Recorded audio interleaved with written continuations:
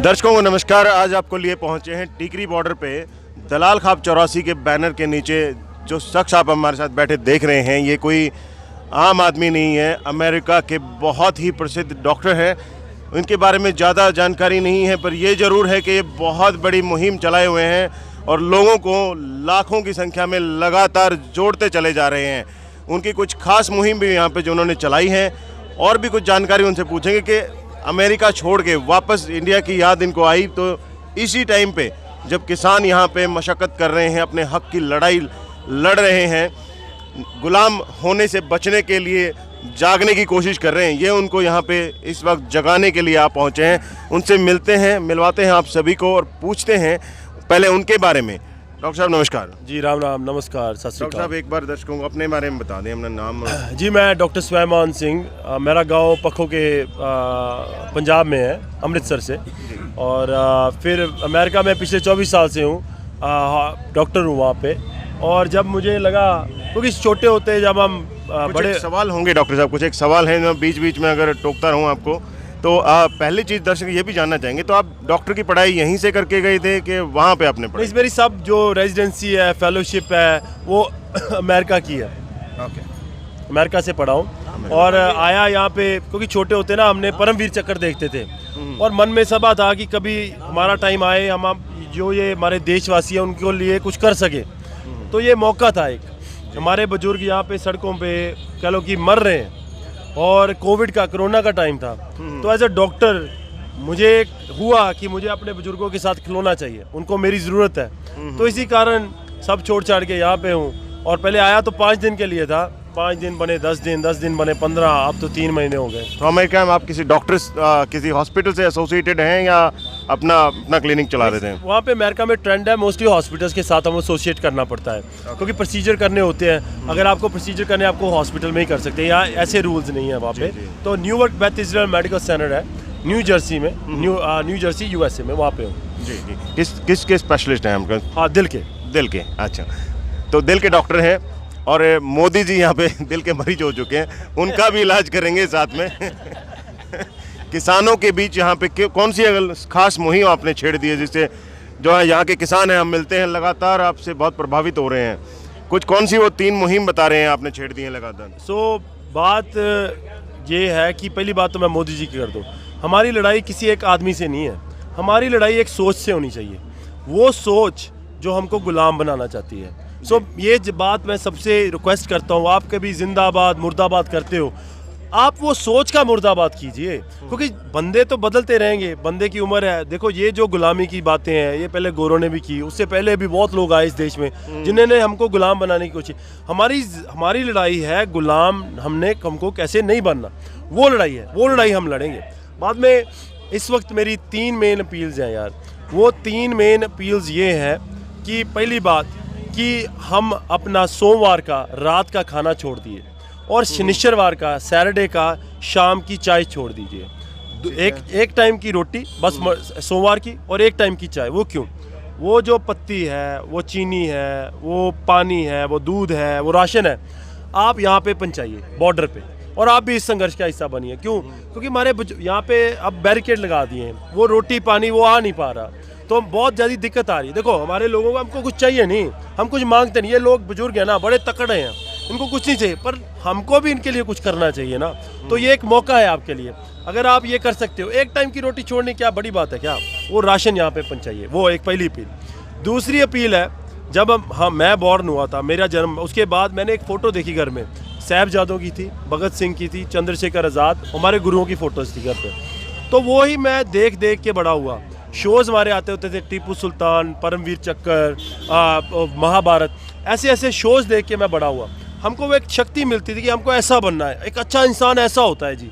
अब क्या हो रहा है, घर घर में हमने चोरों की फ़ोटो लगा ली है, कोई किसी को हार डाला है, कोई कुछ कर रहा है। तो मैं सब लोगों को अपील कर रहा हूँ कि 23 मार्च शहीद आज़म सरदार भगत सिंह, राजगुरु सुखदेव का, उस दिन उनको फांसी चढ़ाया गया था गोरों ने। उस दिन से पहले इन गद्दारों की फ़ोटो निकाल के साड़ दो, घर से जला दो। क्योंकि आपके बच्चे भी नहीं तो गद्दार बन जाएंगे। जैसे मैंने बोला, मैंने फ़ोटो देख के ये बनने की कोशिश की, आपके बच्चे ये ना हो गद्दारों की घर पे फ़ोटो देख के गद्दार बनने की कोशिश करें, तो उस वक्त आपका दिल टूटेगा। तो उस होने से पहले ही गद्दारों की फ़ोटो निकाल के जला दो। और जो तीसरी अपील है वो ये अपील है कि जैसे हमारे यहाँ पे बहादुरगढ़ में बहुत अच्छे दुकानदार हैं जो किसानों का साथ दे रहे हैं। जब मुझे बुजुर्गों को, मैं कहीं को पेशेंट्स को भेजता हूँ कि यार ये आप चश्मा ले आओ, और मालूम बाद में पड़ता है कि वो बंदा कोई पैसे नहीं ले रहा किसानों से, और कई ऐसे लोग हैं जो किसानों को गद्दार बोलते हैं, आतंकवादी बोल रहे हैं। तो मैं ये अपील करता हूँ यार, हमने चिट्टा, हमारा जो पैसा है मेहनत का कमाया हुआ पैसा है, हम अपने 2-2 साल 3-3 साल की कमाई यहाँ पे लगा रहे हैं, तो हम उन गद्दारों को पैसा क्यों दें? जो लोग हमको गद्दार बोलते हैं वो तो गद्दार हैं। हमने तो इस देश के लिए जान दी, हमारे बड़ों ने ये तिरंगे के लिए जान दी है, हमारे बड़ों ने। हम तो ये देशभक्त लोग हैं। जो वो गद्दार हैं जिसको ये नहीं मालूम कि ये जो किसान है जो हमारा पेट पाल रहा है, इस किसान का ही बेटा, सारी जंगें जो शहीद हो रहे हैं इस देश के लिए, वो ये किसान के बेटे हैं। और ज़्यादा इनमें से बहुत लोग ऐसे हैं जो आर्मी से आए हैं, तो अब इनको गद्दार कैसे बोल सकते हो? मैं ये बोलता हूँ कि 10 मिनट लगाओ देशवासियों से, दुनिया भर के लोगों से 10 मिनट में ये स्टडी करो कि ये फार्म बिल है क्या, इनके हक में, इनके अगेंस्ट है, ये जरूर करो। दूसरी अपील ये है, जो दुकानदार किसानों के साथ नहीं है, किसान उसे अपना नाता तोड़ दे, बॉयकॉट कर दो। जो दुकानदार हमारे साथ नहीं खड़ा है, हम उससे राशन नहीं लेंगे। सो यही मैं बोलता हूँ, जब भी आप खरीदते हो, कार खरीदने जाते हो, खंड, छोटी से छोटी चीज़, टॉफ़ी खरीदने जाते हो, उससे पहले पूछो आपका किसानी झंडा कहाँ है, देश का हमारा तिरंगा कहाँ है। अगर तिरंगा वहाँ पे नहीं है, देश का झंडा वहाँ पे नहीं है, हमारा किसानी झंडा वहाँ पे नहीं है, बोलो राम राम, यहाँ पे हम नहीं खरीदेंगे, आप हमारे साथ नहीं हो। यार ये तो बात बनती है ना, जो हमारे साथ नहीं है हम उससे व्यापार क्यों करें? व्यापार नहीं, बॉयकॉट करो। तो आप देखिए, ये तीनों मुहिम, अगर आपको कुछ और ध्यान में आ रहा है दर्शकों को, तो उसको छोड़िए, ये तीनों मुहिम एक खास आपको मकसद दे रही हैं। ये कुछ लोग बोलते हैं कि हम किसानों से जुड़ना चाहते हैं पर वहाँ पे जा नहीं सकते, उनके लिए समय नहीं निकाल सकते, हम कैसे जाएं, हमारे पास जॉब है वो छूट जाएगी, प्राइवेट नौकरियां करते हैं, घर पे काम धंधा है वो छूट जाएगा। तो ये जुड़ने का एक तरीका तीनों मुहिम में छुपा है। ये देखिए, पहली चीज़ जो बोलते हैं कि फसल और नस्ल की लड़ाई है, तो दूसरा जो अपील है जहाँ पे गद्दारों की फ़ोटो हटाने के लिए बोल रहे हैं और शहीदों की फ़ोटो लगाने के लिए बोल रहे हैं, उससे वो नस्ल बचेंगी। वो नस्ल उन लोगों को देख के बड़ी होंगी, उनकी तरह बनना चाहेंगी जिनके फ़ोटो वो देखेंगे लगातार।